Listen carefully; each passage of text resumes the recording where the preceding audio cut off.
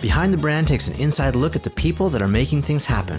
From up-and-coming entrepreneurs to the big guys, we show you how they go about their business. Meet the innovators with the know-how and vision to succeed. Get behind the brand.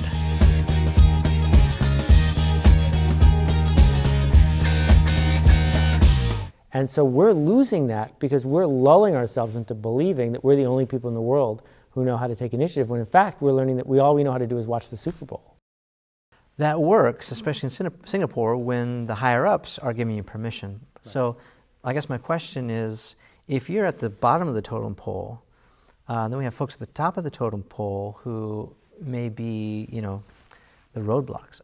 Who should we go after first to convince? I mean, is it really just about us? Is it be the change you want to see in the world, whether you're at the top or the bottom? Well, see, the whole "my boss won't let me" thing is a problem. And I start with this. If you're saying that if you go to your boss and say, "May I do blah, blah, blah," that your boss says no. Well, of course she says no. She says no because what you're really saying is, if I do this and it fails, it'll be your fault. Right. And if it succeeds, I get the credit. Okay? Yeah. No boss will do that. Yeah. So that's a crutch. And it could be the HR department too, saying, you've got to write with pens that only have blue ink or whatever. They might, but that's the second part. If you truly work in an organization that will not let you take even a little initiative, you ought to try to get fired. Because first of all, I don't think you really work in an organization like that. Right. But if you do, why are you wasting today and tomorrow and the next month and the next 6 months doing that?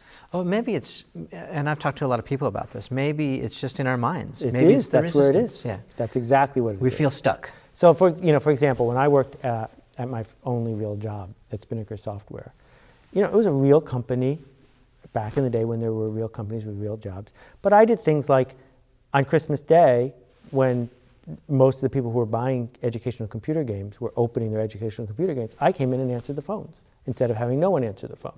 Because it was fun. 3 hours of helping kids on Christmas morning, talking to them, blah, blah, blah. Well, was someone going to fire me for doing that?